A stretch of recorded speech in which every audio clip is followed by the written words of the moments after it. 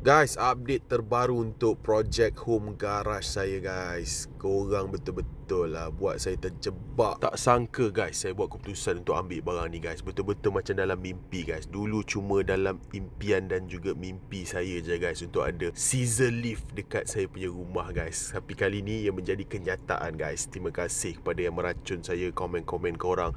Terima kasih juga kepada ZNS Automotive. Selepas saya teracun dengan komen korang, saya buat survey-survey untuk beberapa juga brand lain, tapi akhirnya saya buat keputusan untuk ambil daripada ZNS Automotive sebab satu guys, build quality untuk scissor lift diorang lebih baik guys. Dari segi besi yang digunakan, sistem lock diorang, control box diorang lebih nampak professional dan servis diorang sangat professional dan baik guys. That's why saya buat keputusan untuk proceed dengan brand mereka. Korang yang ada plan nak buat home garage macam saya guys, boleh consider untuk contact mereka. Dan abang-abang kat luar sana yang ada bengkel tu, boleh juga hubungi mereka sebab diorang antara supplier barang-barang bengkel yang terbesar di Malaysia guys. Saya letakkan kontak nombor mereka di sini supaya korang lebih mudah untuk berhubung. Ini item pertama yang saya akan dapatkan daripada mereka, dan insyaAllah next barang yang saya akan beli pun saya akan contact diorang guys. Okay, kita review sikit cara penggunaan scissor lift ni guys. Kat sini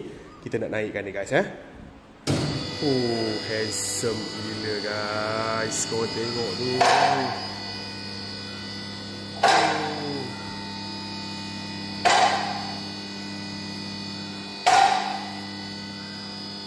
Dia boleh naik sehingga 4 kaki setengah. Okay, so lepas kita tekan ni, kita boleh lock dia guys. Dia ada mekanisme untuk lock. So dia akan turunkan dan lock dekat tempat yang sepatutnya. So dia akan duduk dekat lock, hidrolik tu dia akan release. Dia ada juga bagi pad getah kat sini guys, untuk lapik masa nak jack. Nanti video saya akan naikkan GTR dan juga RE ini atas jack yang kita baru install tu guys. Dan kita ada satu lagi new project car. Sebenarnya kereta ni saya dah beli dekat setahun, tapi tak sempat lagi nak start project ni. Jadi kereta ni saya plan nak tukar muka dia, nak tukar dia punya colour, dan juga nak repair mana-mana yang problem serta make up sikit lah. So ni akan saya update dalam video-video seterusnya. Siapa peminat-peminat Mini yang ada plan nak beli Mini, korang boleh follow saya sekarang guys. Okay, itu saja update untuk hari ini. Terima kasih banyak semua. Assalamualaikum guys.